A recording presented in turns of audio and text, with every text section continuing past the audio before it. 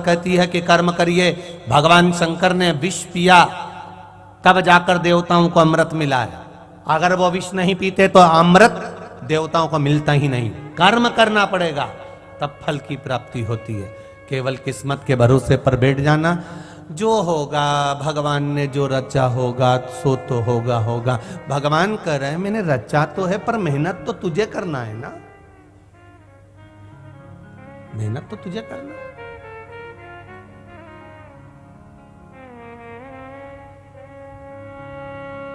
थोड़ी मेहनत तो करना पड़ेगी। अगर हम मेहनत नहीं करेंगे,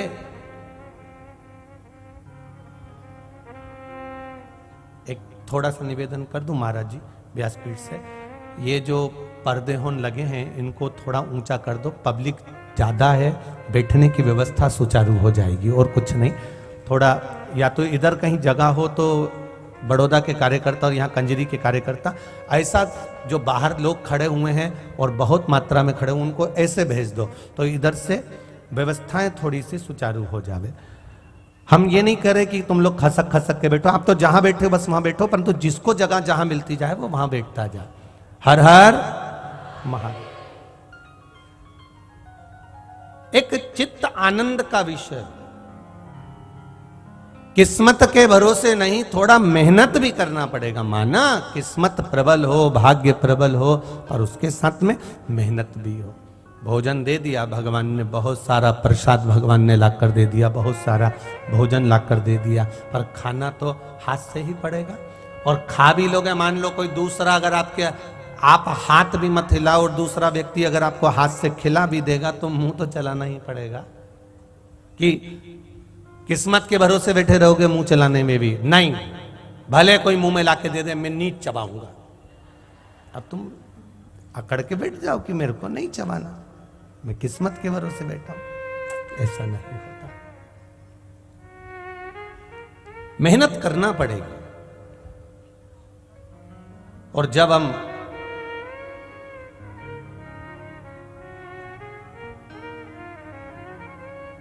किस्मत के साथ में मेहनत करना प्रारंभ करते हैं तो ये शिव महापुराण की कथा कहती है मेहनत का फल परमात्मा भी विचार कर कर दे ही देता है, वो पीछे नहीं हटता है। करना पड़ेगी मेहनत, थोड़ा थोड़ा मेहनत हमको करना है।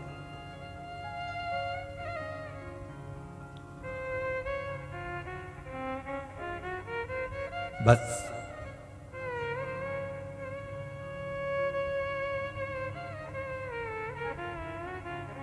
मेहनत के साथ में परमात्मा का भजन, उसका स्मरण, उसका कीर्तन भी जरूरी है।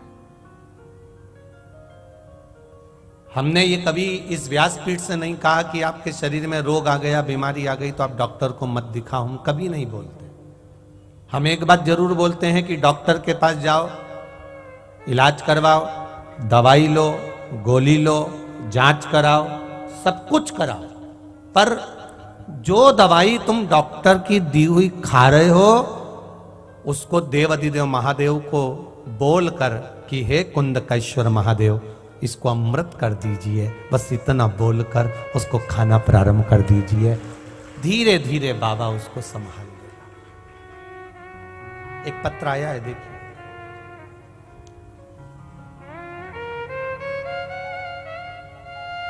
लगभग बच्चा 7 साल का होगा, आप लोग अगर इस पत्र को देख रहे होंगे और टीवी के माध्यम से जितने लोग देख रहे हैं, आस्था चैनल, फेसबुक, यूट्यूब के माध्यम से जो पूरा देश विदेश देख रहा है, इस बच्चे की स्थिति, उसकी रिपोर्टें टीवी पर जो देख रहे हैं, उसकी रिपोर्ट, उसकी जांच, ये सब क्योंकि इसके दोनों लीवर खराब हैं। आप ही ने भेजी बहन? श्री शिवाय नमस्तुभ्यम। बाबू दोनों हाथ हिला दीजिए एक बार। श्री शिवाय नमस्तुभ्यम। उनको लाइव दिखा दो जो हॉस्पिटल में चालू है। बाबू आपका पत्र आ गया है, जो हॉस्पिटल में बच्चा जिसकी दोनों लीवर खराब थी, बाबू आप लाइव देख रहे हैं, आपके दोनों लीवर खराब है। डॉक्टर ने आपको दोनों लीवर खराब बता दिए हैं। आपके चेहरे पर जो फोटो आपने लगाया है, चेहरे पर और पूरे शरीर पर सूजन है लीवर खराब होने के कारण। बाबू आप लाइव देख रहे हैं, तो ये जो आपकी लीवर खराब है और डॉक्टर ने आपका जो इलाज चालू करा है उसके अनुसार आपको जो आराम नहीं मिल रहा था, तो अपनी माँ से कहकर, परिवार से कहकर जो आपने टीवी पर और मोबाइल पर शिव महापुराण की कथा सुनना चालू करी और शिव जी पे चढ़ाया हुआ जल जो आप पी रहे हैं, उससे आपका लीवर ठीक होना प्रारंभ हो गया। आपको बहुत बहुत साधुवाद है बाबू, बहुत बहुत धन्यवाद।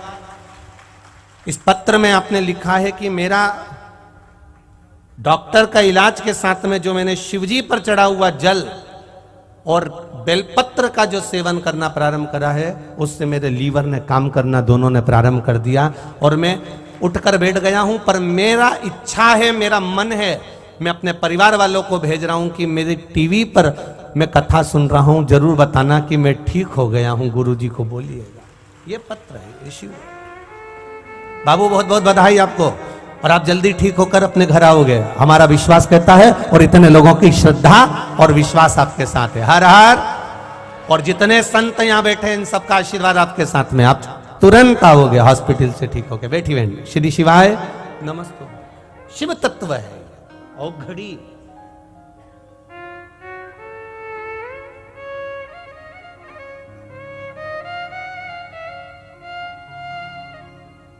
और महाराज उसका भजन, उसका कीर्तन, उसका मंत्र जाप, उसका स्मरण, उसका नाम जाप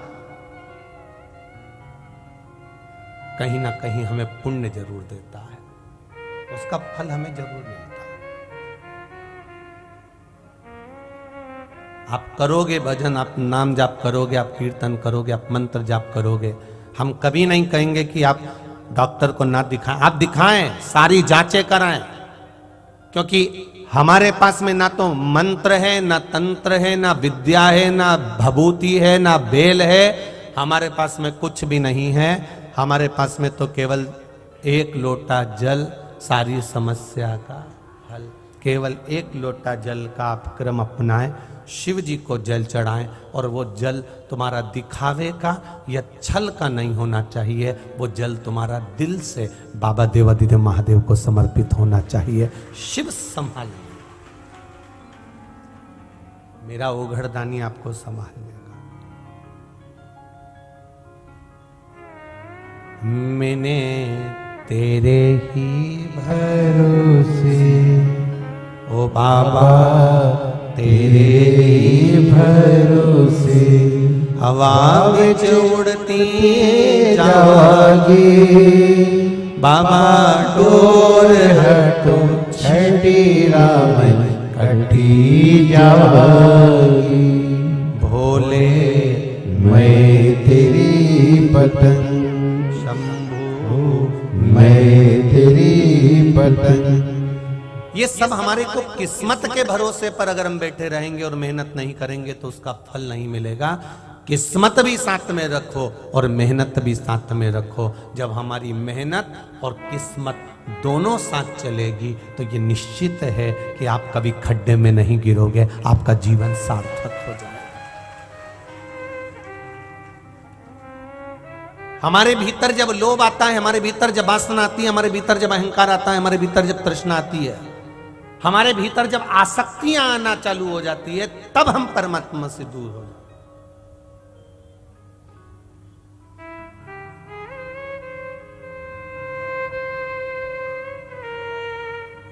हड्डी के डॉक्टर के पास जाना, हालोल में है हड्डी के डॉक्टर, अच्छा कंजरी में है, अच्छा चलो बड़ौदा में है, चलो दाहोद में भी होंगे, हाँ अहमदाबाद में भी होंगे। हड्डी के डॉक्टर के पास जाना और हड्डी के डॉक्टर से जाके पूछना, किसी अंधे व्यक्ति की हड्डी टूटी कभी? हड्डी के डॉक्टर से जाके पूछना, अंधे व्यक्ति का पांव टूटा, अंधे व्यक्ति का हाथ टूटा, अंधा व्यक्ति कहीं सिर फोड़ा, अंधे व्यक्ति का कभी हाथ पैर टूटा हुआ नहीं मिला होगा। हमेशा हाथ पैर टूटते हैं तो आंख वाले के ही फूटते हैं। हड्डी के डॉक्टर से जाकर पूछकर आओ कि कोई अंधे व्यक्ति का भी पांव टूटा कि हाथ टूटा, नहीं। अंधा व्यक्ति एक छड़ी हाथ में लेकर चलता है और छड़ी से, बस एक छड़ी अंधा व्यक्ति हाथ में लेकर चलता है और वो कहीं नहीं गिरता है। आंख वाले को भगवान ने इतना बड़ा बड़ा बटेरचा जैसा आंख दिया तो भी खड्डे में, गाड़ी से, दचके में, पत्थर से, ठोकर से, बाथरूम में, सीढ़ी से, सामान से गिरता आंख वाला ही है, अंधा नहीं गिरता। क्योंकि अंधे के पास में एक छड़ी है, उसने वो छड़ी पकड़ रखी है, इसलिए वो कहीं नहीं गिरता। उसी तरह शिव महापुराण की छड़ी जिसने पकड़ रखी है वो संसार में कभी नहीं गिरता, वो कभी नहीं गिरेगा। अगर शंकर रूपी श्री शिवाय नमस्तुभ्यम, ये छड़ी है हमारी, ये छड़ी जिसने पकड़ ली वो संसार में कभी नहीं गिरेगा। गिरता कौन है? आंख वाला। आंख वाले से मतलब देखा काम में डूब गया, देखा आसक्ति में डूब गया, लोभ में डूब गया, वासनाओं में डूब गया, तृष्णा में डूब गया। ये देखने वाला गिरता है आसक्ति में, लोभ में, तृष्णा में, वासनाओं में, आसक्तियों। अंधा नहीं गिरता, उसके पास में वो छड़ी है, उसके पास वो छड़ी है जिससे वो संभल कर चल रहा है। आए जीवन में दुख आए, तकलीफ आए, कष्ट आए, रोग आए, बीमारी आए, दुख आए, ऐसा कोई संसार में जन्म ही नहीं जिसको दुख ना आए।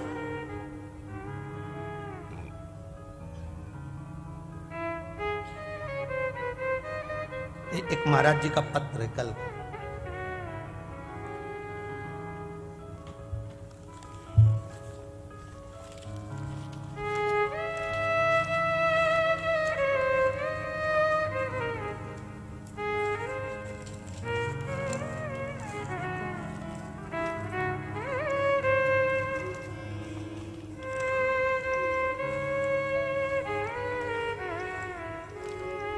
शंभु शरण पड़ी मांगो घड़ी रे घड़ी, दुख काटो दया करी न दर्शन आपो।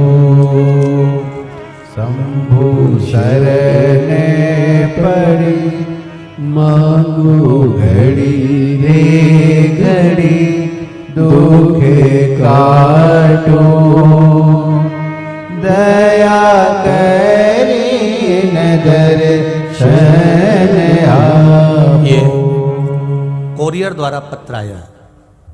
हमने पहले कथाओं में वर्णन किया है कि कोरियर से अगर कोई भी पत्र आएगा तो हम नहीं पढ़ेंगे, क्योंकि कोरियर के पत्र बहुत आने लगे थे। क्योंकि गांव के ही पत्र इतने हो जाते हैं तो बाहर से कोरियर से आने वाले पत्रों को हमने पढ़ना बंद कर दिया। 2-3 पत्र आए हुए, अब वो पत्र आया तो कल खोला। हम ऐसा नहीं कि पत्र नहीं खोलेंगे, पर हमने ये विचार करा था कि बाहर से आने वाले पत्रों को नहीं पढ़ा जाए।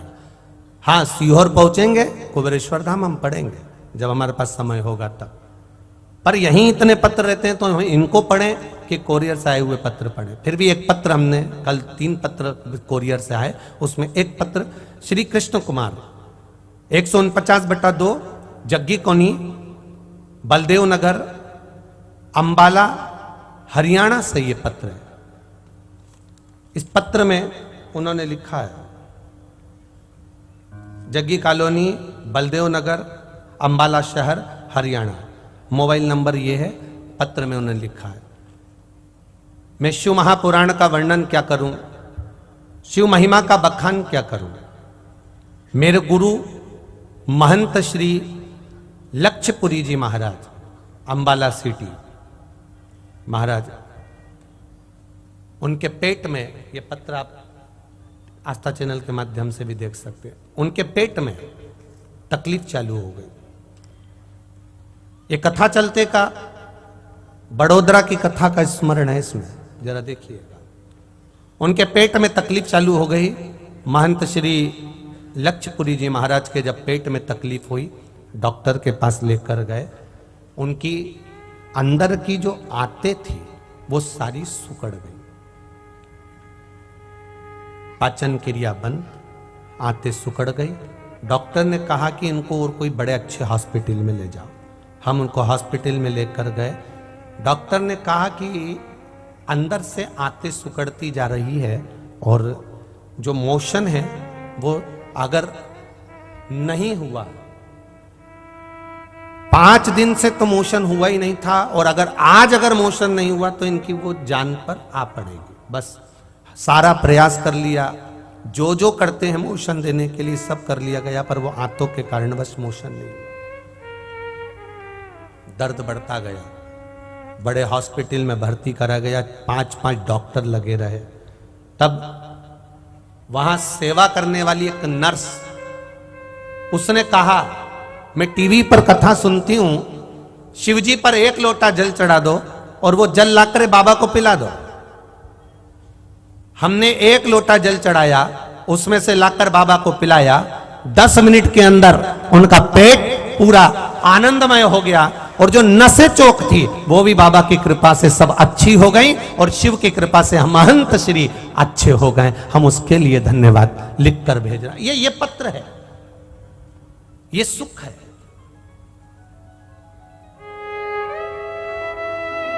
ये जीवन का एक आनंद देने वाला है। महाराज, आप भगवान का भजन करो, स्मरण करो, कीर्तन करो, मंत्र जाप करो, नाम जाप करो,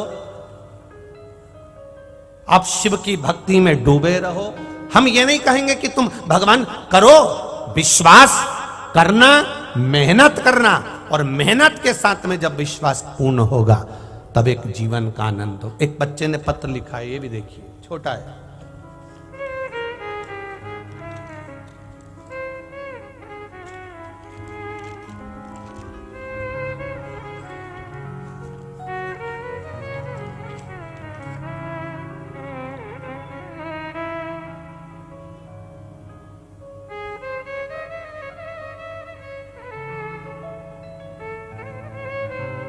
गुरुदेव, छोटा सा पत्र है।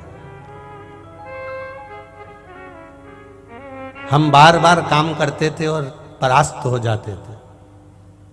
अब हमने सूरत से हैं, बाबा की कृपा से यहीं पावागढ़ में बाबा देवादिदेव महादेव के नाम से ही हम एक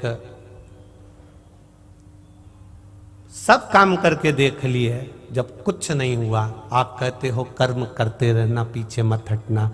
अब हमारे घर के लोगों ने कहकर एक छोटी सी होटल डालने का मन बनाया है। बाबा से प्रार्थना करना कि हम वो होटल को भी अच्छे से चला लें। अब मेरा विश्वास कहता है, बाबू जिनने पत्र लिखा, आप मेहनत में पीछे मत हटना। अगर मेहनत में पीछे नहीं हटे तो तुम्हारे कर्म का फल तुम्हें ये पावागढ़ वाली भी दे देगी और महादेव भी दे देगा, निश्चित है।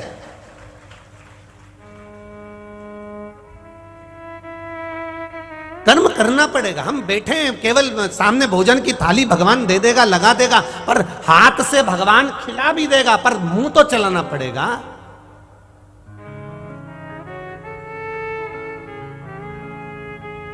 आज दुनिया के लोगों ने सबको आलसी बनाने का प्रयास कर दिया, सबको आलसी।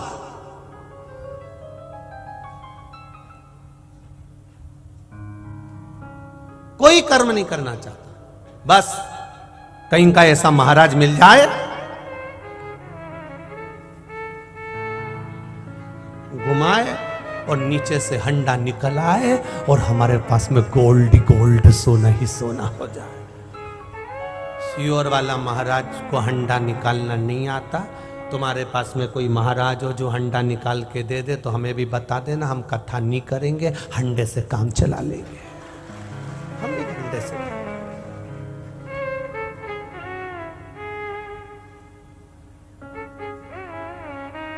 बहुत कठिन है, इसलिए साधु संत सन्यासी तपस्वी साधक उपासक हंडे के पीछे नहीं भागे, ये संत साधु राम के पीछे भागे हैं।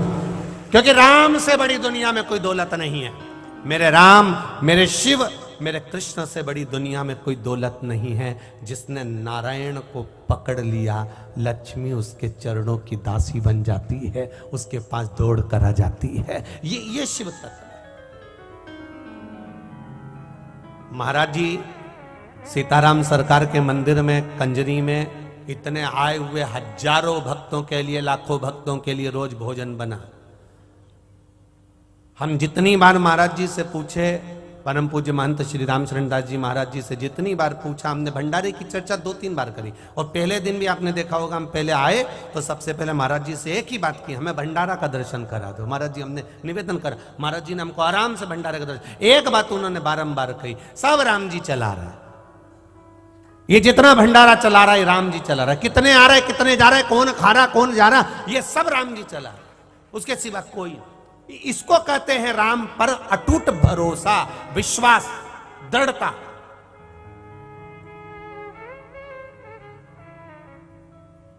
और इसी को दृढ़ता कहते हैं। संत, साधु, सन्यासी, तपस्वी, साधक, उपासक कभी इधर उधर नहीं जाता, वो राम की शरण में रहता है। रोटी देगा वो, मेरे भजन के बल पर मुझे मिलेगा वो। उसकी भक्ति इतनी प्रबल होती है कि परमात्मा को भी लक्ष्मी को उसके पास भेजना पड़ता है और भंडार भरना पड़ता है। जैसे भरा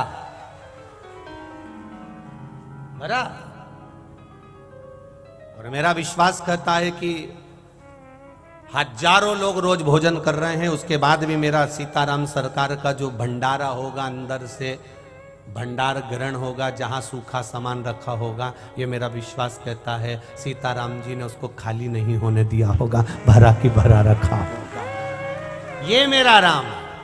अब वहां कौन आ रहा है भरने के लिए, तो वहां कोई ऐसा मंत्र मारने वाला या छुमंतर करने वाला कोई नहीं आएगा। वहां केवल राम आया है, राम संभाला, राम ने कराया। और मेरा ओ घड़ी, मेरा शिव, मेरा राम, मेरा कृष्ण, मेरा शंभु, भगवान कहते हैं मेरे पास में कुछ भी नहीं है।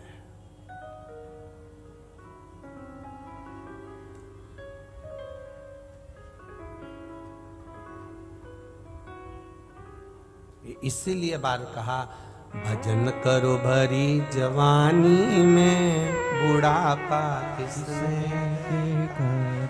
जब हम पहुंचेंगे उस अवस्था तक, तब देखा जाएगा। पर कर्म के साथ अपना कर्म करते जाओ और भोलेनाथ जी पर विश्वास दृढ़ करते जाओ। मैंने 1 लोटा जल चढ़ाया है, मैंने बेलपत्र चढ़ाई है, मेरा विश्वास कहता है कि मुझे वो पास करेगा। मैंने एग्जाम दिया है, दिल से दिया है, अच्छा दिया है, मेरा विश्वास कहता है मेरा कंपटीशन एग्जाम में पास होऊंगा। मैंने भरोसा करा है, मैंने विश्वास किया है, मैंने पढ़ाई करी है, मेहनत भी करना है और विश्वास भी करना है, कर्म भी करना है, विश्वास करना। मैंने पूरी पढ़ाई करी है और सारी इंटरव्यू की तैयारी करी है, मेरे को निकालेगा वही। अब मैं इंटरव्यू कहीं किसी मैनेजर के सामने देने नहीं जा रहा हूं, अब मेरा महादेव के सामने देने जा रहा हूं, वो मुझे निकालेगा जब। ये निश्चितता है।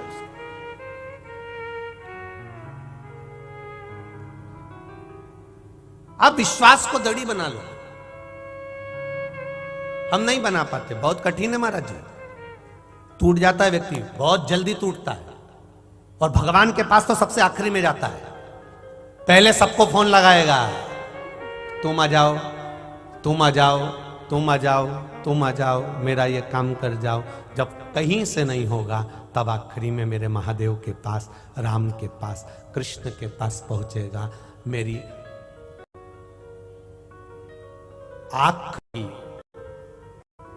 आखिरी उम्मीद तुम हो।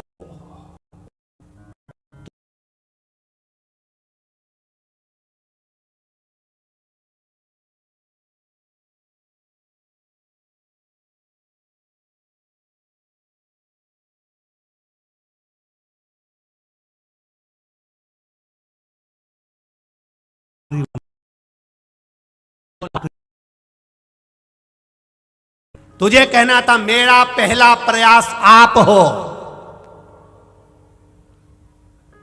तो ये नहीं कहना पड़ता कि मेरी आखिरी उम्मीद आप। मेरा पहला प्रयास आप हो देवाधिदेव महादेव। मैं जानती हूं ये कंजरी से शिव महापुराण की कथा सुनकर आज मैं चली जाऊंगी, पर जिसके लिए मैं ये कल्पवास करने, हम कहते हैं शिव महापुराण की कथा में जितने लोग आते हैं अपना अपना बैग बोरिया बिस्तर ले लेकर आते हैं, रात भर पंडाल में पड़े रहते हैं, रात भर भजन गाते रहते हैं, सुबह उठते हैं अपने काम में चले जाते हैं। हम इनको कल्पवासी कहते हैं। जैसे संत साधु सन्यासी तपस्वी साधक उपासक प्रयागराज में जाके कल्पवास करते हैं, हरिद्वार में जाके कल्पवास करते हैं, ऋषिकेश में जाकर कल्पवास करते हैं, नर्मदा के घाट पर जाकर कल्पवास करते हैं। शिव महापुराण में जो 5 दिन 7 दिन 2 दिन 3 दिन 4 दिन 1 दिन रात्रि का विश्राम करता है, रुकता है, कथा सुनता है, भूमि पर शयन करता है, आसन बिछाकर सोता है, हम उसको मांग कर खा रहा है और जा रहा है भंडारे में भगवान का भोजन करता है। हम उसको जो वीआईपी ट्रीटमेंट को छोड़कर एक साधारण सी जिंदगी पंडाल में जीता है, हम उसे कल्पवासी कहते हैं, शिव का पाने वाला भक्त कहते हैं। मिला उसको।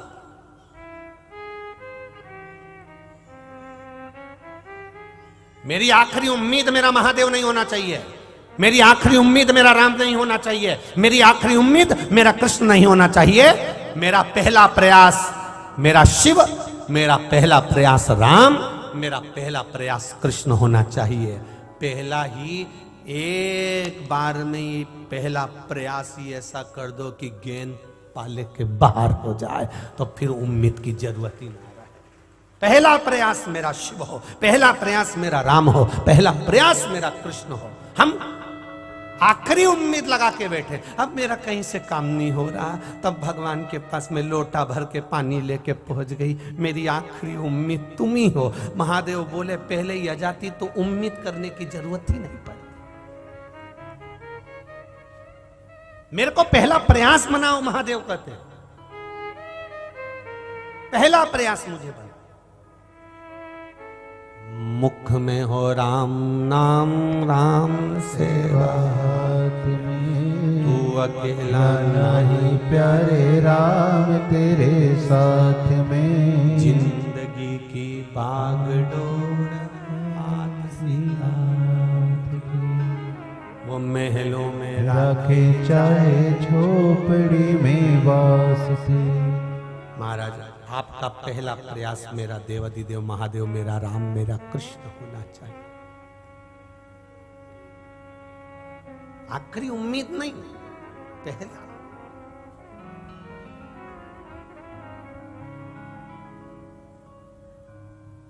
पावागढ़ वाली माता की जो पहली सीढ़ी पर पांव रख लेता है वो फिर आखिरी नहीं देखता, फिर वो चढ़ता चले जाता है। पूछता जा रहा है, थक गया हूं, कितनी बची है?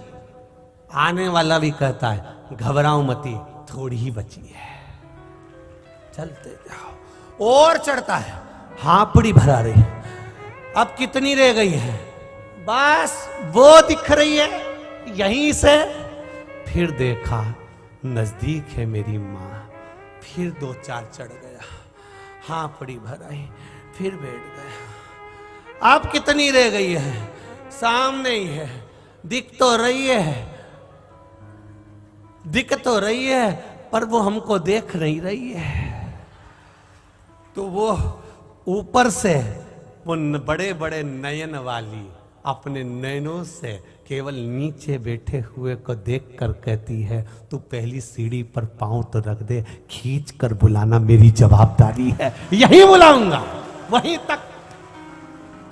अब ऊपर पहुंचा, दर्शन करे, बहुत थक गया, पांव दुख रहे हैं, थोड़ी देर बैठ गया, पर जैसे ही फिर सीढ़ी से नीचे उतरते हुए आया, ऐसा लग रहा था ऊपर इतना दर्द था, जब नीचे आया तो इतना दर्द नहीं लग रहा। तो ऊपर से माता रानी ने कहा, बेटा भी मेरे पास से गया है ना, माँ की गोद में जब तक औलाद रहती है ना तब तक दर्द मालूम नहीं पड़ता, कल मालूम पड़ेगा, आज थोड़ी ना मालूम पड़ेगा, अब कल मालूम पड़ेगा। 2 दिन तक बाम लगा के मसे,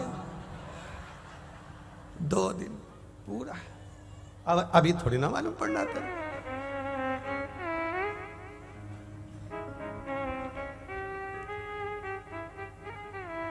चलते जाओ, चलते।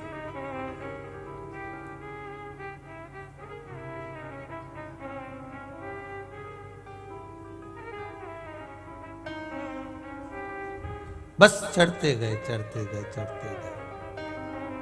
पहली सीढ़ी, पहला भरोसा, पहला विश्वास, पहली दृढ़ता, उसने मां को मान लिया, इसलिए चढ़ गया। आखिरी उम्मीद मानता तो नहीं चढ़ता। भैया ऊपर से आने वाले बता रहे हैं 1800 सीढ़ी है और ऐसी कैसी है, मैं तो नहीं जाऊं, मैं नहीं जाऊं। तुम चले जाओ, तुम जाओ।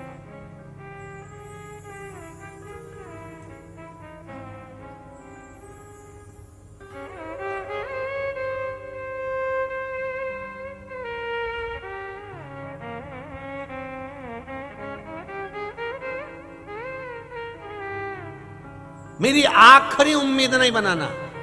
मेरा पहला प्रयास मेरा महादेव, मेरा राम, मेरा कृष्ण हो। और जब पहला प्रयास मेरा राम और कृष्ण शिव होगा, पहली दुकान खोलो पूरे संकल्प के साथ, पूरे भरोसे के साथ खोलना।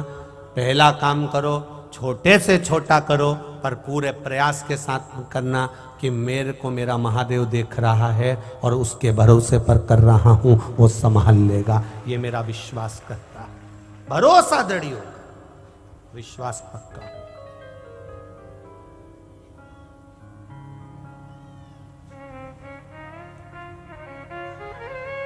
और जब भरोसा दृढ़ हो, विश्वास पक्का हो, भरोसा जब दृढ़ हो जाए, विश्वास जब पक्का हो जाए, और भरोसा दृढ़ होने पर, विश्वास पक्का होने पर, फिर वो परमात्मा का एक आनंद सुख प्राप्त हो जाएगा।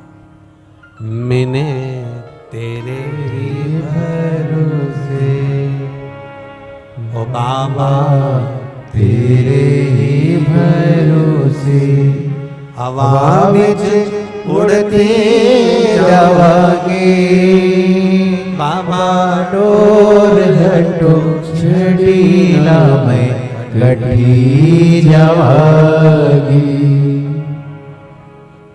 शिव कृपा हो उसकी उदान।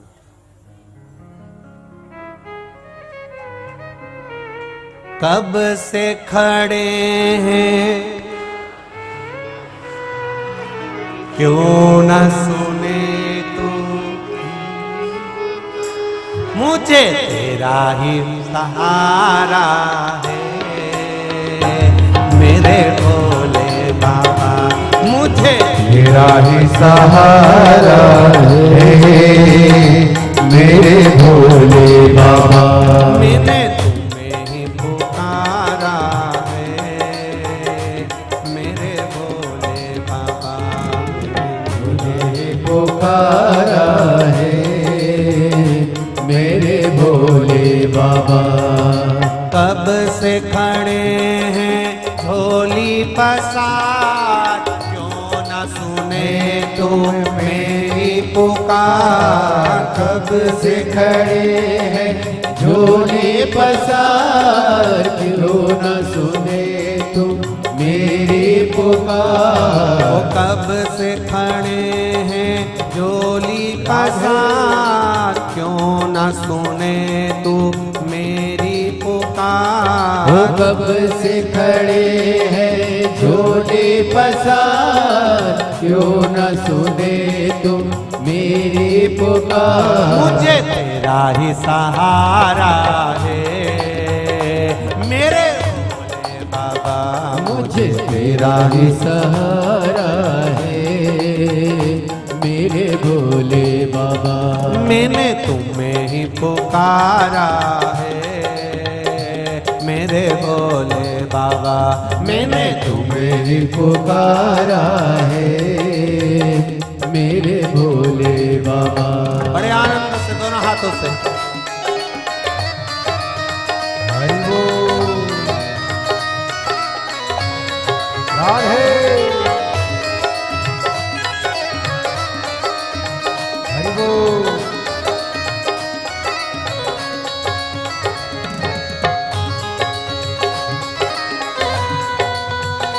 जय हो।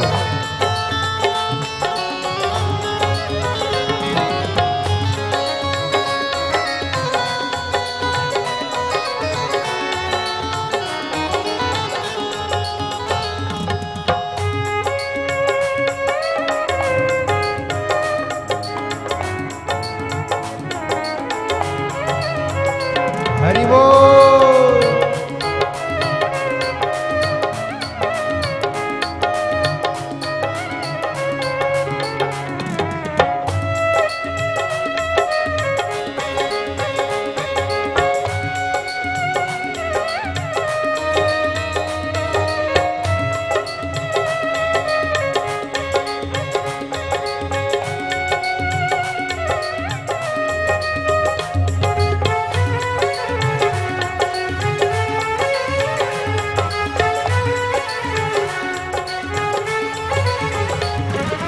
देख लो लगी है आज मंदिर में ये भीड़ भारी। देख लो लगी है आज मंदिर में ये भीड़ भारी। दर्शनों के खातिर आए हैं लाखों नर और नारी।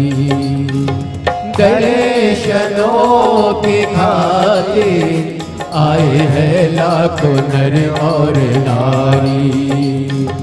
आ जाए भोले बाबा, आ जाए भोले बाबा।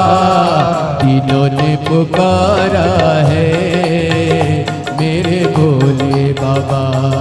तीनों ने पुकारा है मेरे भोले बाबा। कब से खड़े हैं झोली पसार, क्यों न सुने तू मेरी पुकार। कब से खड़े हैं झोली पसार, क्यों न सुने तू मेरी पुकार। कब से खड़े हैं झोली पसार, क्यों न सुने तू मेरी पुकार। कब से खड़े हैं झोली पसार, क्यों न सुने तू मेरी पुकार। मुझे तेरा ही सहारा है मेरे राधे। मुझे तेरा ही सहारा है मेरे भोले बाबा। मैंने तुम्हें ही पुकारा है मेरे भोले बाबा। मैंने तुम्हें ही पुकारा है मेरे भोले बाबा। राधे।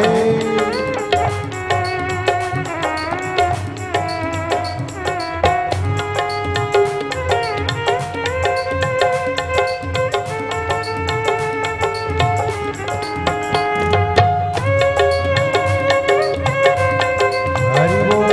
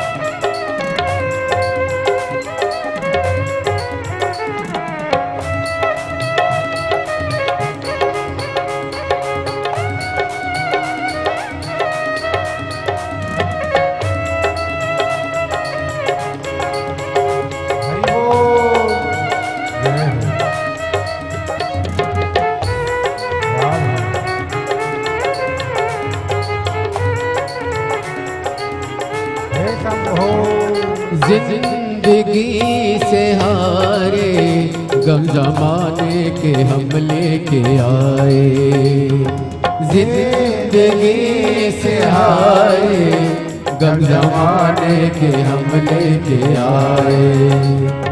तू बता जहाँ में लोग अपने हुए क्यों पराए, तू बता जहाँ में लोग अपने हुए क्यों पराए। तेरे सिवा दुनिया में, तेरे सिवा दुनिया में कोई न हमारा है, मेरे भोले बाबा कोई न हमारा है, मेरे भोले बाबा। कब से खड़े हैं झोली पसार, क्यों न सुने तू मेरी।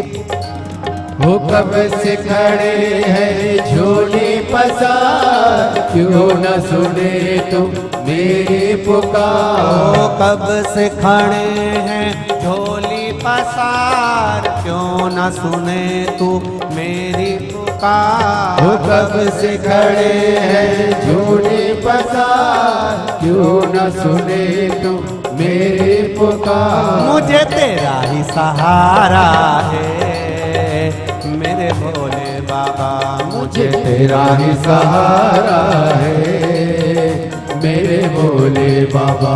मैंने तुम्हें ही पुकारा है, मेरे भोले बाबा। मैंने तुम्हें पुकारा है, मेरे भोले बाबा। ओ कब से खड़े हैं झोली पसार, क्यों न सुने तुम मेरी पुकार। वो कब से खड़े हैं झोली पसार, क्यों न सुने तुम मेरी पुकार। मुझे तेरा ही सहारा है, मेरे भोले बाबा। मुझे तेरा ही सहारा है, मेरे भोले बाबा। मेरे तुम्हें ही पुकारा है, मेरे भोले बाबा।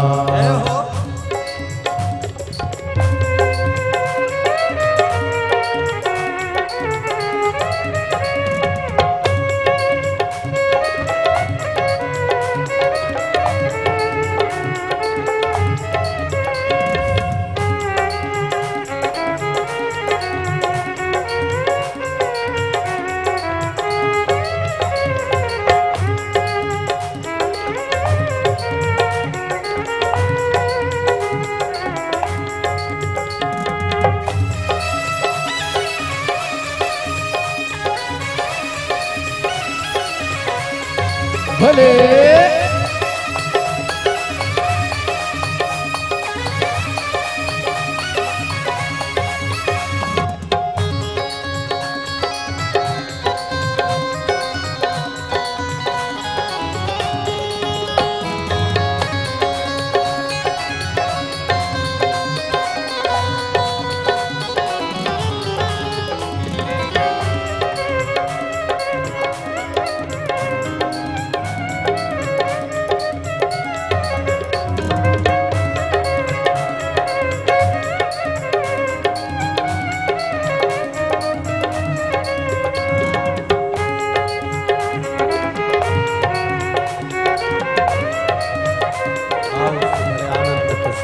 दोनों हाथों से ताली से बजाते हुए हरि बोल।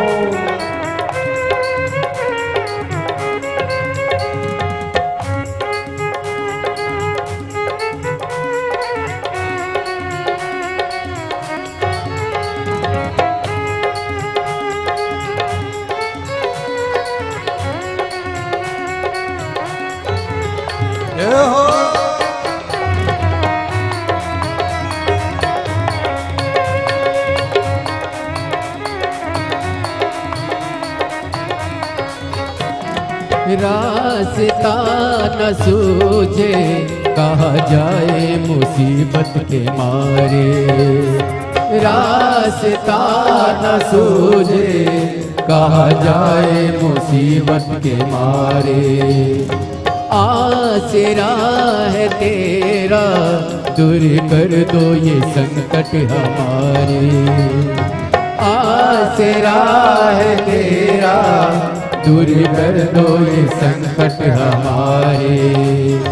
सुनते हैं तूने ही, सुनते हैं तूने लाखों को उबारा है मेरे भोले बाबा, लाखों को उबारा है मेरे भोले बाबा। अब से खड़े हैं झोली पसार, क्यों न सुने तू मेरी पुकार। कब से खड़े हैं झोली पसार, क्यों न सुने तुम मेरी पुकार। ओ कब से खड़े हैं झोली पसार, क्यों न सुने तू मेरी पुकार। कब से खड़े हैं झोली पसार, क्यों न सुने तुम मेरी पुकार। मुझे तेरा ही सहारा है मेरे भोले बाबा, मुझे तेरा ही सहारा है मेरे भोले बाबा। मैंने तुम्हें ही पुकारा है मेरे भोले बाबा। मैंने तुम्हें पुकारा है मेरे भोले बाबा। मैंने तुम्हें ही पुकारा है मेरे भोले बाबा। मैंने तुझे पुकारा है मेरे भोले बाबा। हर हर महादेव। अपने स्थान पर बैठकर भगवान शिव के मूल मंत्र का स्मरण करते हुए बाबा देवाधिदेव महादेव से प्रार्थना करिए। आज कथा का विराम दिवस भी है। दिल से बाबा से कहिए, मन से कहिए, बाबू से कहिए।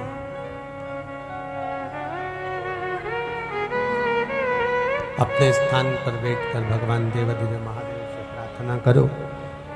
भाव से कहिए, श्री शिवाय नमस्तुभ्यं। श्री शिवाय नमस्तुभ्यं। श्री शिवाय नमस्तुभ्यं।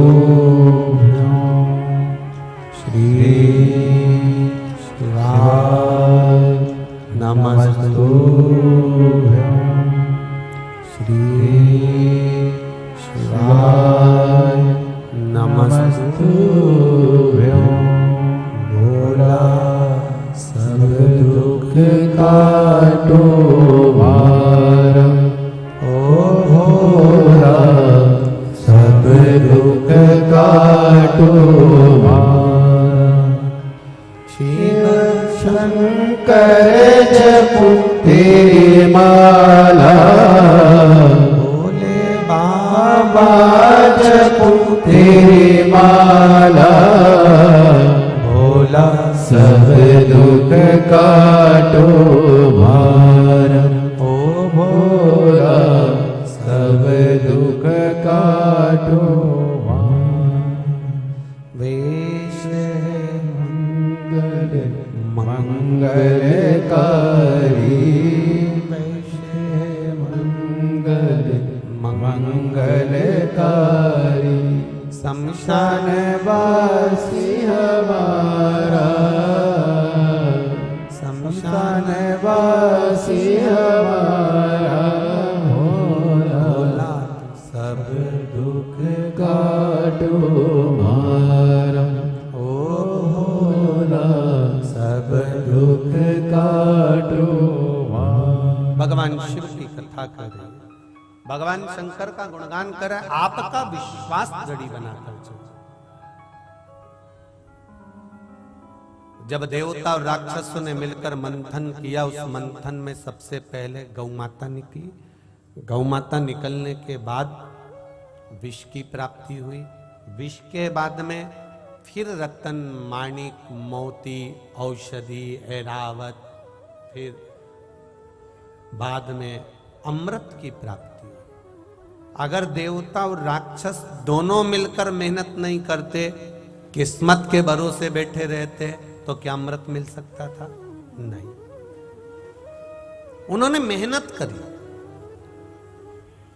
और जब मेहनत करी तो उसके भरोसे पर अमृत की प्राप्ति हुई।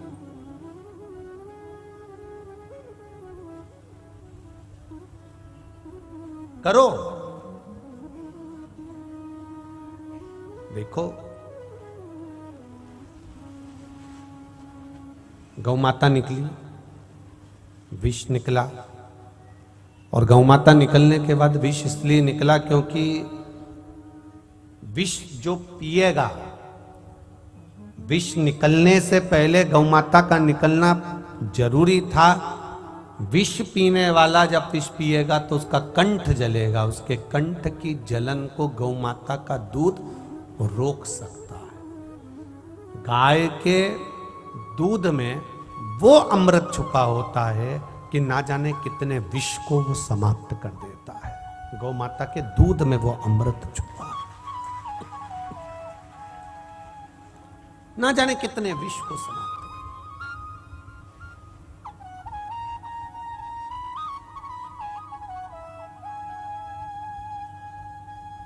एक बहुत अच्छी बात है, ध्यान में रखना इसको। जिस नारी का गर्भ बार बार ठहरता है, 2-3 महीने का होने के बाद वो गर्भ वापस गिर जाता है।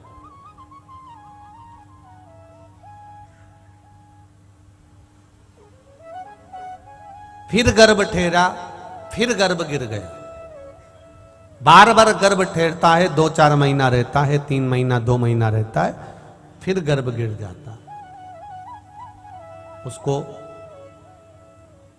देसी गाय, जर्सी गाय नहीं है, देसी गाय का दूध शिव जी का अभिषेक करना चाहिए, और उसी दूध का पान उस नारी को कर लेना चाहिए। अगर 15 दिन 20 दिन भी उस नारी ने देसी गाय का दूध का अभिषेक शिव जी का करा और उस दूध का पान करना पीना प्रारंभ कर लिया, तो ये निश्चित है उस नारी का फिर गर्भ नहीं गिरता, उसको पूर्ण संतान प्राप्त होती है। देसी गाय का जो दूध होता है वो अमृत के तुल्य होता है।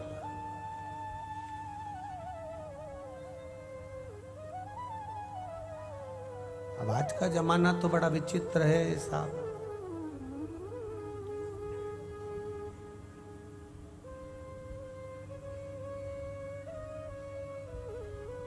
कैसा कैसा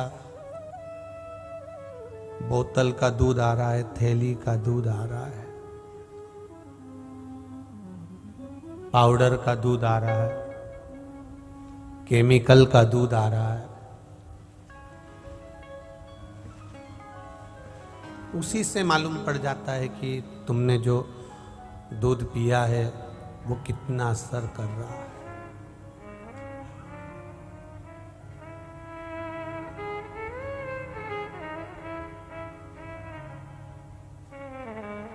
उससे मालूम पड़ जाता है, दिखता है कि दूध का असर कैसा है, उससे नजर आता है।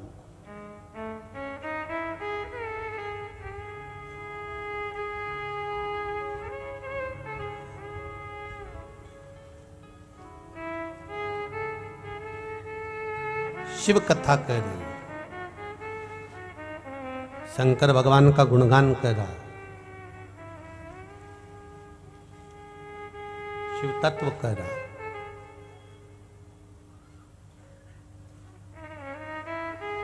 देसी गाय का दूध आप लोग प्रयास करा करो। भगवान शंकर ने कभी ये नहीं कहा आप लोगों से कि आप गिलास भरकर या लोटा भरकर या बहुत सारा दूध समर्पित करो तो मैं प्रसन्न होऊंगा। भगवान तो कहते हैं आधी में पुनियाद, थोड़ा सा भी मिल जाएगा तो भी देसी गाय का अगर दूध 1 चम्मच क्या, आधा चम्मच क्या, 2 बूंद भी अगर किसी जल के पात्र में मिल गया तो पूरे जल को अमृत कर देता है। वो कोई साधारण नहीं है, बहुत कृपा।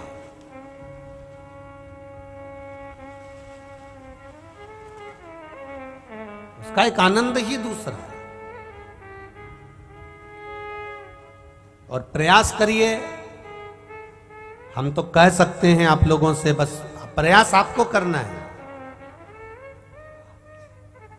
अगर घर में गौ माता की सेवा नहीं कर सकते हो, घर के अंदर गाय नहीं बांध सकते हो, घर के अंदर गौ माता की सेवा नहीं कर सकते हो, तो प्रयास करा करो अपने नगर में, अपने गांव में, कहीं मंदिर में, कहीं सीताराम सरकार के चरणों में हो, कहीं पावागढ़ वाली माँ के चरणों में हो, कहीं गौशाला अगर कहीं हो, तो रोज नहीं जा सकते तो कम से कम अमावस्या के दिन एक दिन ऐसा बनाओ कि अमावस्या के दिन जाके मुझे चारा देना है, गौ माता की सेवा करना है और उनके चरणों में पहुंचना है।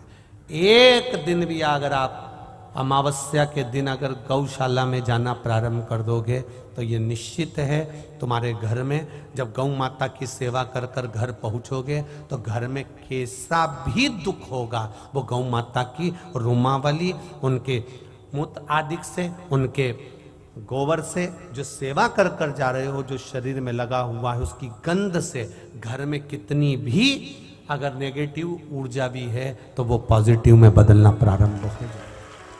गौ माता की सेवा का सुख प्राप्त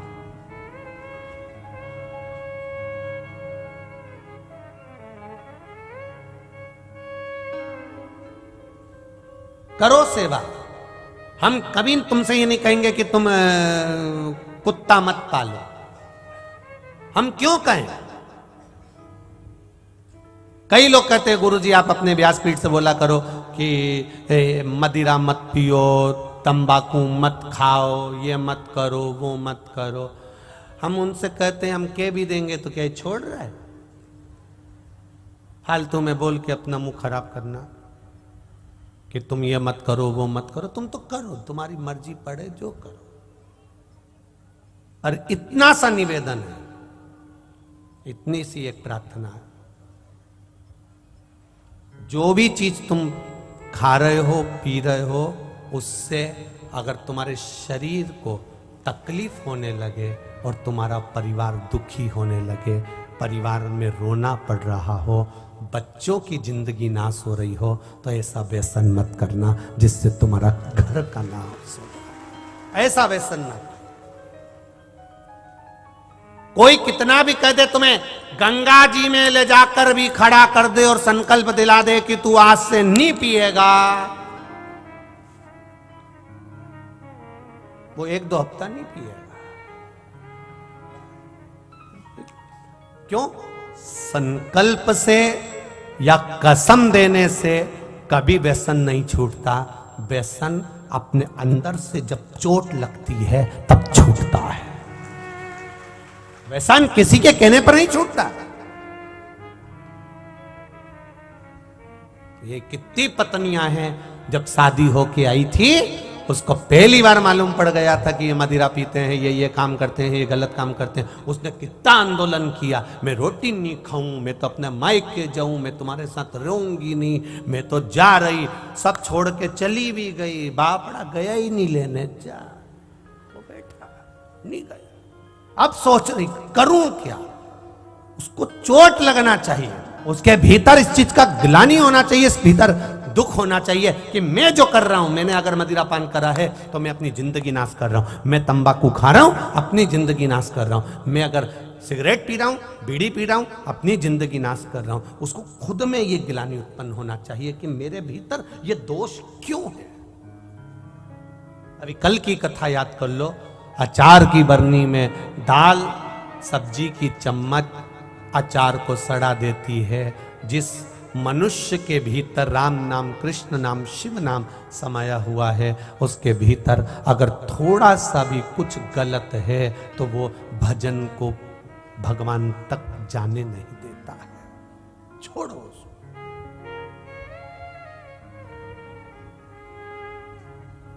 करो भजन, स्मरण करिए।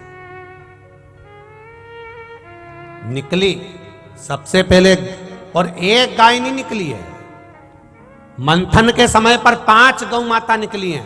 5 गाय समुद्र मंथन में से निकली हैं, एक नहीं निकली है, 5। सुरभि, सुशीला, सुभद्रा, नंदा, बहुला, 5 गाय निकली। एक गाय निकलती तो भी हम समझ लेते कि भाई मंथन में एक गाय निकली। नहीं नहीं, समुद्र मंथन में 5 गाय निकली हैं। सुरभि, सुशीला, बहुला, नंदा, भद्रा, ये 5 गौ माता मंथन में से निकली है। सुबह निकली सुभद्रा जैसी गाय, नंदा जैसी गौ माता, सुरभि जैसी, सुशीला जैसी, बहुला जैसी गाय निकली, प्रकट हुई है। और कितनी कृपा मेरे भोलेनाथ ने करी। बहुला अपने बेटे मनोरथ को दूध पिला रही थी। बहुला गाय अपने बेटे मनोरथ को दूध पिला रही थी और दूध पीता पीता वो मनोरथ का दूध पीते पीते मुंह में फेन आया, हवा चली, हवा चलते से ही वो फेन देवाधिदेव महादेव पर जाकर गिर गया। महादेव को क्रोध आया और वो त्रिशूल लेकर बहुला के पुत्र मनोरथ को मारने के लिए दौड़े। जैसे ही मनोरथ को मारने के लिए दौड़े, बहुला गाय को लगा मेरे बेटे को शंकर जी मार देंगे। बहुला ने तेज श्वास खींच ली और जो तेज श्वास खींची, शंकर जी को बहुला गाय अपने पेट में निकल गई। शिव बहुला गाय के पेट में जाकर बैठ गए। मेरे महादेव बहुला गाय के पेट में जाकर बैठ गए। हाहाकार मच गया, चारों तरफ हाहाकार मच गया। शिव जी कहां गए, शंकर जी कहां गए, मिल ही नहीं रहे। हाहाकार मच गया। मां जगत जननी जगदम्बा के पास सूचना पहुंच गई, भोलेनाथ नहीं दिख रहे, मेरे त्रिकालदर्शी, मेरे शंभु नजर नहीं आ रहा है, मेरे शिव ना जाने कहां चले गए। तब मां पार्वती ने ध्यान लगाया कि भोलेनाथ गए कहां हैं। तब स्मरण में आया कि वो बहुला गाय के पेट में जाकर बैठ गए हैं, क्योंकि मनोरथ को मारने जा रहे थे। मनोरथ बहुला गाय का पुत्र है।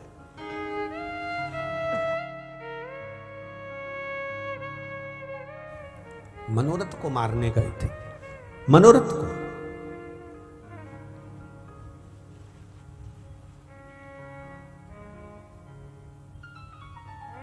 अब 33 कोटि देवी देवताओं ने बहुला गाय की स्तुति करी है। मां कृपा करिए, मां करुणा करिए। आपके उदर में, आपके पेट में देवाधिदेव महादेव जाकर विराजमान हो गए हैं। मां करुणा कर दो, इनको प्रकट कर दो। बहुला ने कहा भोलेनाथ मेरे पुत्र मनोरथ को मार रहे थे, इसलिए मैं उनको निगल गई। मां गलती हो गई, आप क्षमा करिए। जरा विचार करिएगा, जिस पेट के अंदर शिवजी जाकर विराजमान हुए हैं, उस पेट के अंदर तुम गाय को क्या दे रहे हो? पॉलीथीन में बांधकर खाने का सामान कचरा फेंक देते हो। वो पॉलीथीन गाय खा जाती है, उसके पेट में चली जाती है, धीरे धीरे धीरे धीरे वो कैंसर कर देती है और गाय का पेट अंदर से सड़ने लगता है और वो गाय मर जाती है। विचार करिए।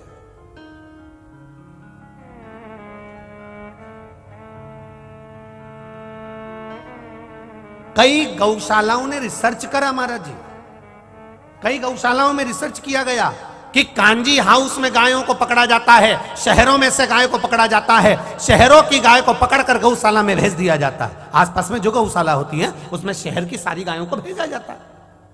अब शहर की गौशाला, शहर की गायों को, रोडों पर चरने वाली गायों को, रोडों पर फिरने वाली गायों को नगर के निगम के लोग, नगर पालिका के लोग, शहर के लोग उसको भर कर ले जाकर गौशाला में छोड़ देते हैं। अब गौशाला में छोड़ दिया, अब रिसर्च करा जाता है कि वो गाय 15 दिन, 20 दिन, 50 दिन, 2 महीना, 6 महीना, 1 साल तक रहती है, 1 साल के बाद मर जाती है। कई लोग गौशाला पर क्लेम कर देते हैं कि गौशाला में इतनी गाय मर गई, गौशाला में ऐसा हो गया। विचार करो, तुमने शहर की गायों को लाकर गौशाला में डाला गया है, और गौशाला में शहर की गाय को डाला तो वो पहले की पन्नी खाई हुई रहती हैं, पहले की वो ना जाने क्या क्या खाई हुई होती हैं। अब उनको चारा मिल रहा है, पानी मिल रहा है, औषधि मिल रही है, सब कुछ मिल रहा है, पर पहले की जो पन्नी उसके पेट में भरी हुई है उसके कारण उसका प्राण चला ही जाता है, चाहे कितना ही प्रयास कर लो, कितना ही प्रयास करो। शहर की घूमने वाली गायों को तुमने गौशाला में रखा, चारा खिला रहे हो, उसको तुम खली खिला रहे हो, चाहे तुम कुछ भी खिला लो, पर अंदर जो उसके पेट में पन्नी भरी पड़ी है, पॉलिथीन पड़ी है, वो अपना काम कर रही है, इसलिए गाय को मरना तो पड़ेगा।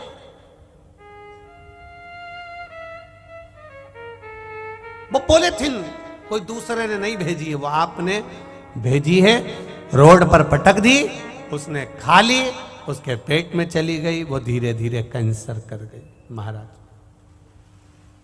चिल्लाने से कुछ नहीं होगा, धर्म की जय हो, अधर्म का प्राणियों में, विश्व का, गौ माता की, बस इतना ही बोल के काम खत्म हो जाता, काम खत्म। इतना कहा, समाप्त हो गया।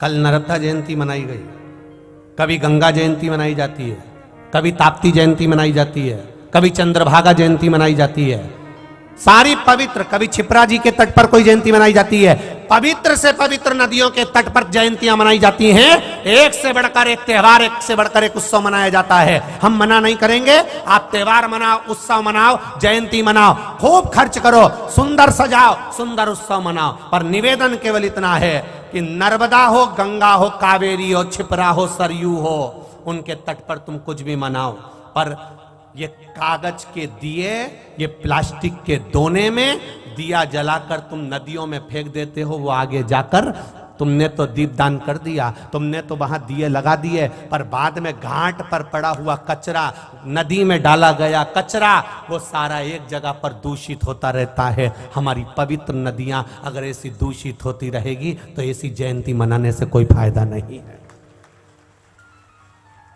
हमें अपनी पवित्र नदियों का स्मरण करना है, हमें अपनी पवित्र नदियों को बचाकर चलना है, हमें अपने पर्यावरण को बचाकर चलना है, हमें अपनी गौ माता को बचाकर चलना है, हमारे संत महात्मा साधु सन्यासी तपस्वी साधक उपासक इनको भी बचाकर चलना है, हमें अपने भगवंतों को बचाकर चलना है, हमें अपने मंदिर मठ और देवालयों को बचाकर चलना है।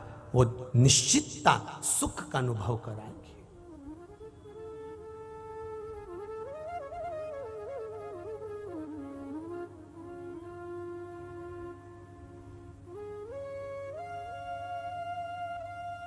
निश्चितता सुख का अनुभव कराएंगे।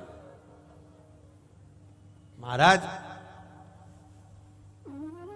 शिव कथा कर रही है, भगवान शंकर का गुणगान कर रहा है, गौ माता का केवल थोड़ा सा अगर देसी गाय का दूध मिल जाए, रोज शिव जी को चढ़ाया जाए और उसका पान किया जाए, ना जाने कितने रोगों को मुक्त कर देती है। अभी देखिए, शिव बाबा प्रकट हो गए, गाय ने अपनी श्वास से शंकर भगवान को नंदीश्वर के रूप में प्रकट कर दिया, शिव जी प्रकट हो गए। प्रकट होने के बाद भगवान शंकर से गौ माता ने कहा, आप कृपा करिए और मेरे को आशीर्वाद दीजिए। शंकर भगवान ने आशीर्वाद गौ माता को दिया, तेरा बेटा दूध पीता है, वो दूध तेरे थन से निकलने वाला देसी गाय का जो दूध है वो अमृत के तुल्य होगा, तेरा दूध मेरे ऊपर चढ़कर अमृत का कार्य करेगा। शिव कथा कर रही है,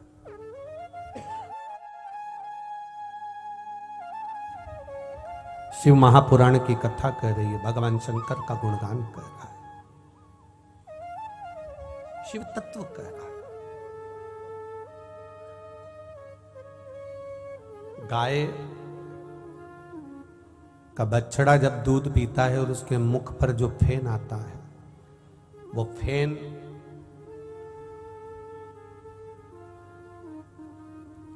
किसी को शरीर सफेद पड़ जाता है, चमड़ी अगर सफेद होने लगती है तो वो फेन, महाराज पूर्णिमा के दिन अगर गाय बछड़े को दूध पिला रही है और उसके मुंह पर जो फेन आ जाता है उसको चम्मच में निकाल लिया जाता है। देसी गाय का बछड़ा, देसी गाय की दूध, बछड़ा जब पिए उस पे फेन आ जाए वो चम्मच में निकाला जाता है। पूर्णिमा की रात्रि को शरीर में जहां कहीं भी श्वेत रोग हो जाता है, चमड़ी सफेद पड़ने लगती है, वहां उस फेन को लगाया जाता है।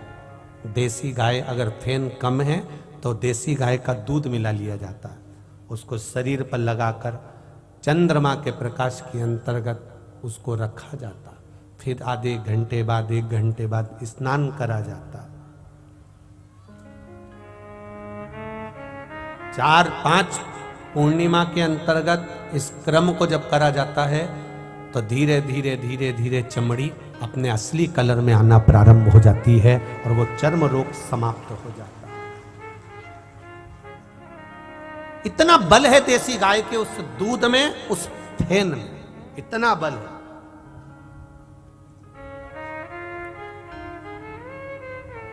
और हम आज के जमाने में इतने आगे निकल गए कि गौ माता तो हमको सुहाती ही नहीं है। जहां देखो, कल भी हमने देखा, हम यहाँ से इधर भीड़ रहती है तो इधर से निकल जाते हैं, वो हमारे वो जिग्नेश भाई हमारे इधर ले जाए, और पुलिस की गाड़ी इधर से चली जाए तो इधर से जाए, तो हम इधर से जा रहे थे, हमने देखा कि 4-5 गाय भी थी किसी एक महिला के पास में, और 2 भैंस भी थी। वो ऐसी चरा रही थी उसको, गाय कहीं पे भी जा रही है, हमने देखा उसको, उसने कुछ नहीं करा, पर भैंस कहीं नहीं जाना चाहिए। भैंस संभाल रही, वो गाय नहीं संभाल रही थी, क्या संभाल रही थी? भैंस संभाल रही थी।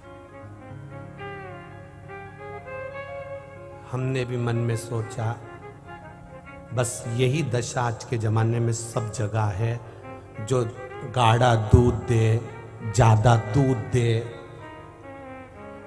कहीं से मुना अच्छा प्रॉफिट आ रहा, तो वो प्रॉफिट सबसे अच्छा भैंस से ही आता है। पर इनको समझाए कौन?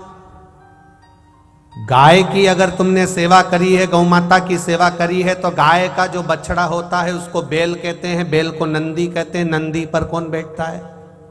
बोलो बोलो जम के, महादेव बैठते हैं। अब तुमने गौ माता की सेवा करी तो गाय का जो बछड़ा है, बैल वो जो नंदी शंकर जी से कहेगा इसने मेरी माता की सेवा करी है, इसको कैलाश पर लिया, लेकर आओ इसको कैलाश पर, नंदी कर देगा महादेव से। और तुमने अगर भैंस की सेवा करी,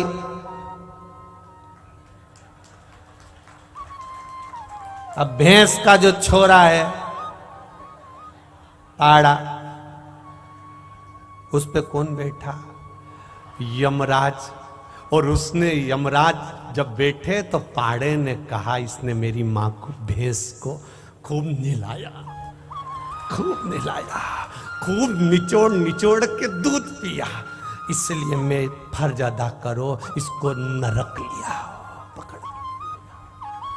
अब कंजरी वालों, तुम गाय पालो चाहे भैंस पालो, तुम्हारी जैसा करोगे,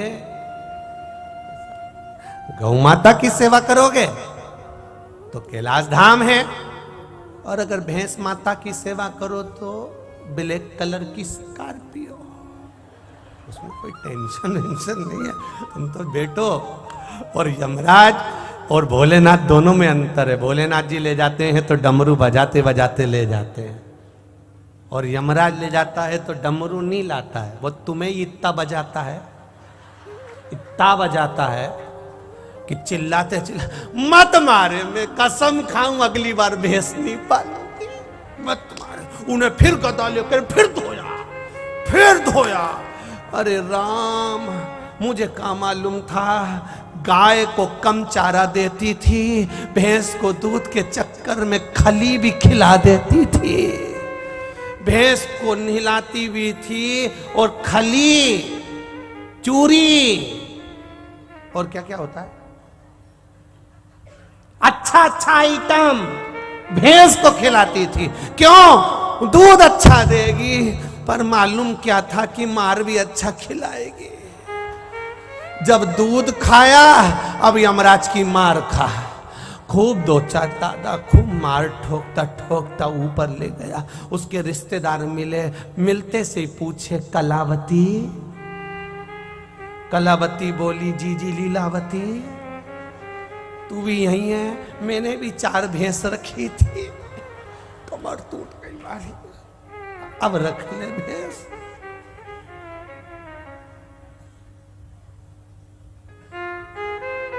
मत बुरे कर्म कर बंदे वरना पछताएगा, भगवान की आंखों से तू बच नहीं पाएगा, तू बच नहीं पाएगा।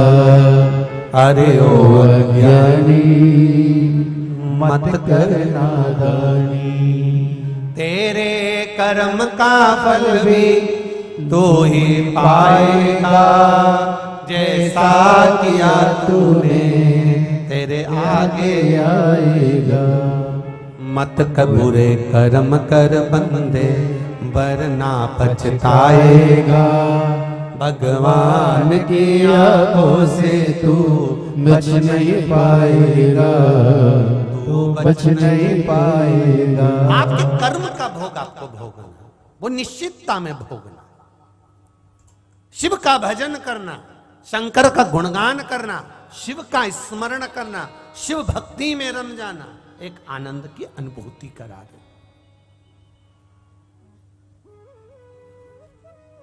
शिव महापुराण की कथा कर रहे, मंथन में निकला विष, शिव जी ने पिया, देवताओं के हित के लिए पिया। घर का जो बुजुर्ग होता है, घर का जो बड़ा होता है, घर का जो बयो होता है, वो विष बहुत पीता है। एक बड़ी बहू होती है, एक छोटी बहू होती है, दोनों में सबसे ज्यादा सुखी छोटी बहू होती है। बड़ी बहू इसलिए सुखी नहीं होती क्योंकि सास जब भी कुछ कहती है तो वो बड़ी कोई कहती है, तुझ में तो अक्ल थी, तू तो बड़ी थी, तू तो समझदार थी, और छोटी कुछ भी कर जाए उसमें तो अक्ल नहीं है, वो तो छोटी है, छोटी है। बड़े बनने में तकलीफ है और छोटे बनने में आनंद है। जो जितना बड़ा बनता चले जाता है, जितना उन्नति की सीढ़ी पर चढ़ते चले जाता है, जितना वैभवपति धनपति बनता चले जाता है, उसकी 2 चीजें चली जाती है, एक रोटी, दूसरी हंसी। जो ज्यादा पैसे वाला हो जाता है, ज्यादा वैभवपति हो जाता है, ज्यादा गादीपति हो जाता है, ज्यादा ऊंचे ऊंचे ओहदे पर बैठ जाता है, ज्यादा ऊंची जगह पर बैठ जाता है, उसकी 2 चीजें समाप्त हो जाती है। एक रोटी, समय नहीं मिलता, टाइम नहीं है, खाया भगा, और एक हंसता भी नहीं है बेचारा, जब भी मिलेगा मुसद्दी लाल जैसा मिलेगा, बस ऐसा ही बैठा मिलेगा। कितनी भी हंसी की बात कर लो, क्योंकि ज्यादा हंस नहीं सकता, क्योंकि वीआईपी है। ज्यादा हंसेगा लोग फोटो खींच लेंगे, तो बेटा हंस नहीं सकता। रोटी भी गई, ज्यादा वीआईपी व्यक्ति शादी में जाएगा तो भूखा आएगा, गारंटी है, भूखा है फिर भी नहीं खा सकता। सब कह रहे ले प्लेट तो एक चीज,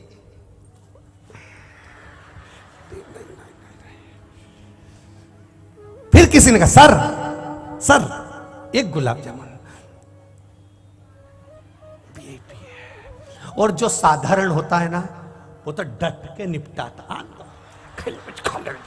आज सब खाए, उसे कोई मतलब नहीं। अब जो वीआईपी है, बाप रे,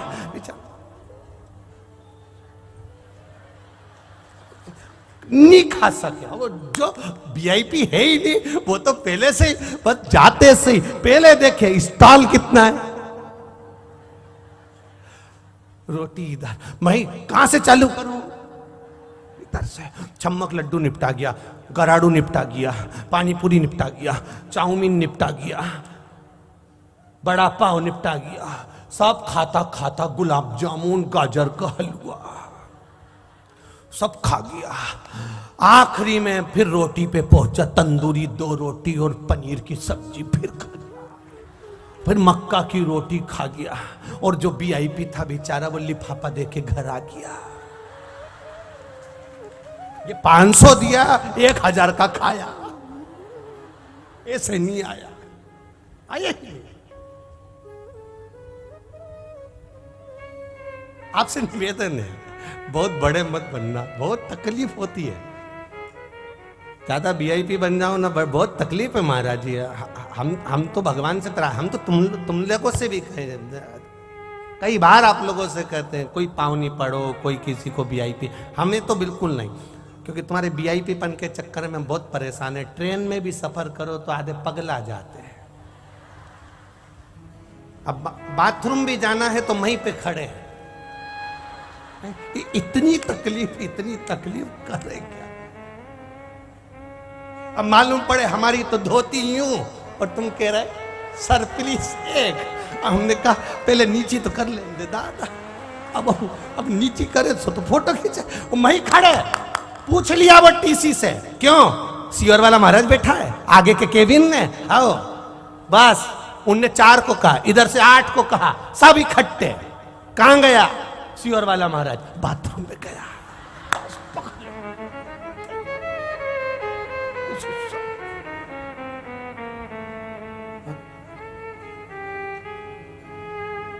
मन कर रहा है, आइसक्रीम बेचने वाला आया है, मन कर रहा है खा लूं,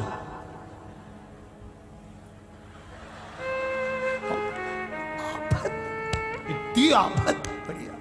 तो निवेदन तुम सबसे हो, कितनी कमाई कर लेना और कितने भी धनपति बन जाना, करोड़पति बन जाना, कितने भी वैभवपति बन जाना, पर इतने वीआईपी मत बनना कि चेहरे की हंसी चली जाए और मुंह की रोटी चली जाए। इतने वीआईपी मत, हंसी बरकरार रखना। कई लोग कहते हैं महाराज तुम्हारे को कभी कथा में रोते हुए नहीं देखा। आप जब देखो, जब हंसने की बात करते हो, मुस्कुराने की बात करते हो, हमारी रामचरितमानस भी यही कहती है।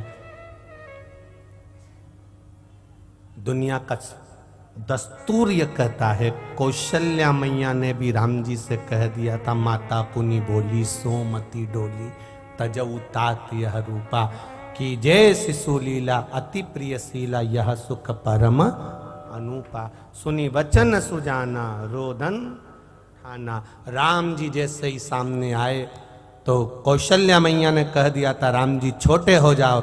राम जी बोले मैं क्यों छोटा हूं, तुम बच्चे हो, छोटे हो। राम जी छोटे हो गए। कौशल्या मैया कहती है अब तुम रो, अब तुम रोइए, बात मत करिए, रोइए। मैं रो, हाँ रो, ठीक है। राम जी महाराज जब रोए तो कौशल्या मैया ने कह दिया, माता कौशल्या ने कह दिया, माता कौशल्या ने कहा, सुनो राम, मृत्यु लोक में जन्म लिया है तो रोना तो पड़ेगा। आज से रोएगा तो मरेगा तब तक रोना पड़ेगा।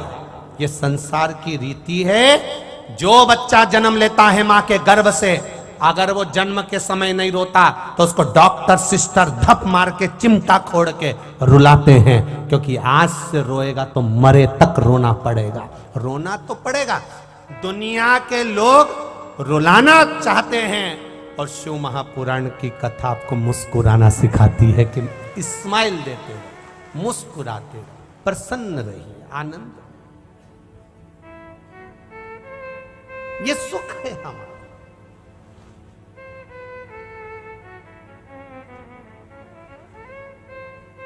जग कल्याण के लिए करा, विष पिया, अमृत दिया देवताओं को, गौ माता ने शिव जी का स्नान कराया। जो घर का बुजुर्ग है, बड़ा है, बयो है, वृद्ध है, उसको बहुत विष पीना पड़ता, बहुत।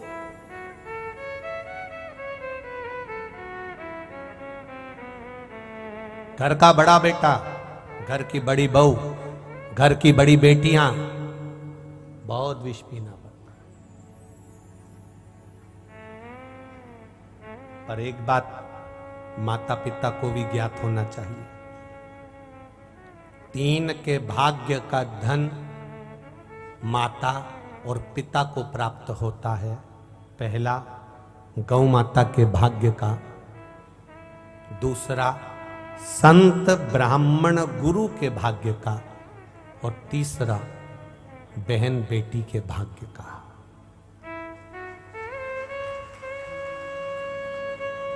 एक भाई को, एक माता पिता को कभी ये नहीं सोचना चाहिए कि ये सारा वैभव मेरा है, ये धन मेरा है, मेरी दौलत मेरी है।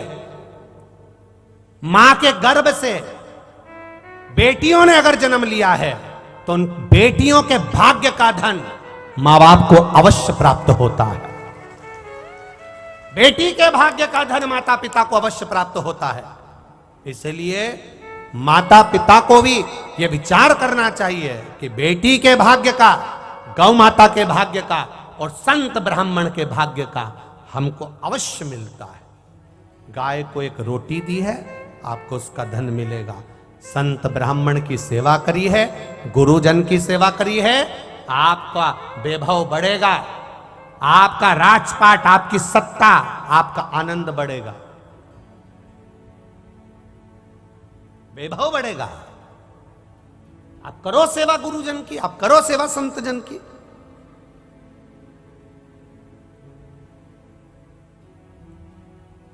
श्री रामचंद्रदास जी महाराज जी एक बात कहे कि यहाँ का जो परमार परिवार है, राजघराना परिवार है, हमारे दादा गुरु की भी उन्होंने सेवा करी उनके परिवार ने, फिर उनकी गुरु की भी सेवा करी, फिर अभी भी सेवा में लगे हुए हैं। तो हम भी कहना चाहेंगे ये गुरु सेवा करिए, उसी का फल है जो राज सिंहासन की कुर्सी बाबा ने आपको दी है, ये उसका फल है जो तुमने गुरु घर सेवा करी, संत गुरुओं की सेवा। और आने वाले बच्चों को भी कहिए, वैभव सत्ता अपनी जगह पर होगी पर गुरु की शरणागति ना छोड़े।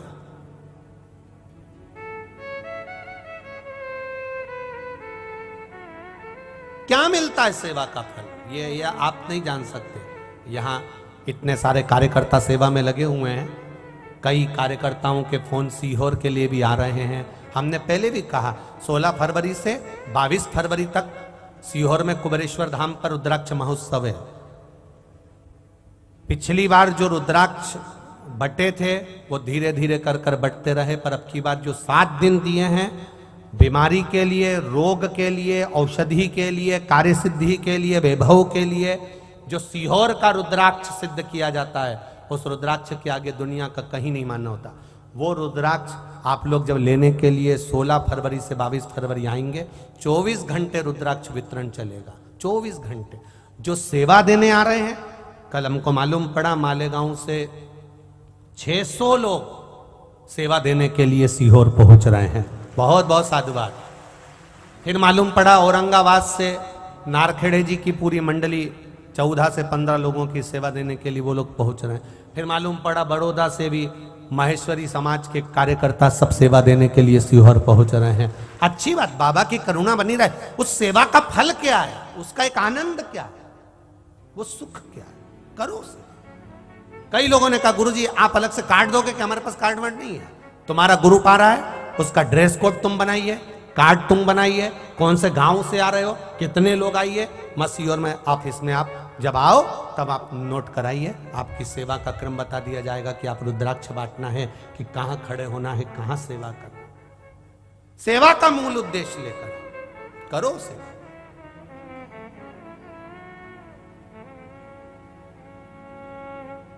मिलता क्या है वो यहीं देख लो। आपके कंजरी में जिन घराने ने गुरु महाराज कि घर की सेवा करी है उसका फल मिला है। और बच्चों को संस्कार होना चाहिए कि उनको भी कहा जाए सेवा नहीं छोड़ना, धार्मिक कार्य नहीं छोड़ना, कर मौका मिले खूब करो। कितना हाथ धोया कंजरी वालों ने और हालोल वालों ने, बाहर खड़े होकर पानी की बोतल दे रहे हैं, चाय पिला रहे हैं, कहीं से महिलाओं के ग्रुप आया हुआ है महिलाओं का, 150 महिलाओं का चाय पिला रही, कहीं कुछ कर रही, कहीं कुछ